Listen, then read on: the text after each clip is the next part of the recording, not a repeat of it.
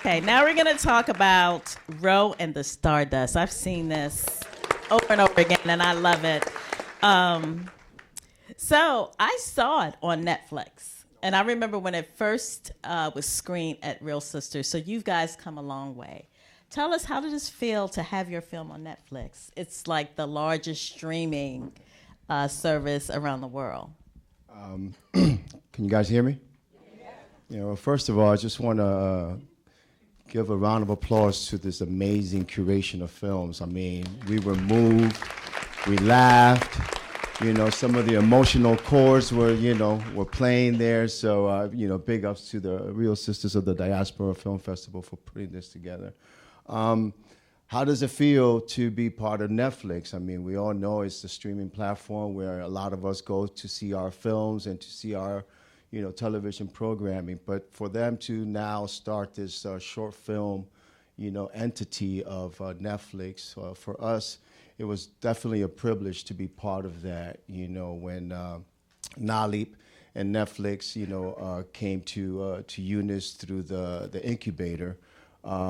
Immediately she grabbed Rachel Calafori and myself and said, hey, I got this opportunity. It's by Netflix.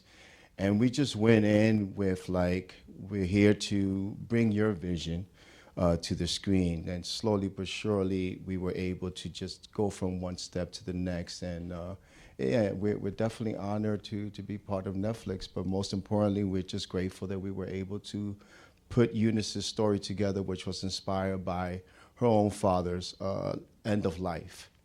So that was the idea for Ro and the Stardust. But you want to add to that? No. Well, Rachel, I have a question for you. I love the backdrop of the fact that you have women of color who are into science. And I really love that. Can you talk a little bit about the inspiration in making it a sci-fi? I know you are close with Eunice, and maybe you can share some of her thoughts with us. Yeah, I want to echo what Elvis said. This was awesome, and I want to thank Real Sisters and BAM for even putting this together and having this at this venue. I'm honored to be here, and thank you all for being here, all the audience. And the films were awesome. I'm not even talking about mine. I'm such a fan. I have so many notes.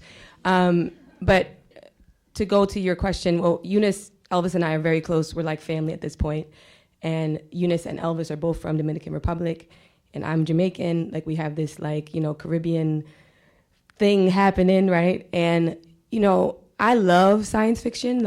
As a kid, that's what I read the most, and it was exciting. And you turn on the TV and you watch Terminator, and you're excited. But it's not a lot of us there, right? And when I met Eunice, I was like, what is this? She blew me away. And the way her brain works, like Elvis said, this is really based on, she actually wrote it to grieve her father's passing.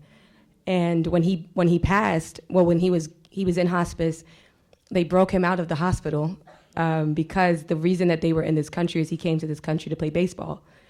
And his dying wish was to go see the new Yankee Stadium, and he hadn't seen it yet, and he was about to die. And Eunice's brother is like, I don't know, and that's where the idea of do we do what's best for the health or best for the dream? And Eunice is like, we got to do this.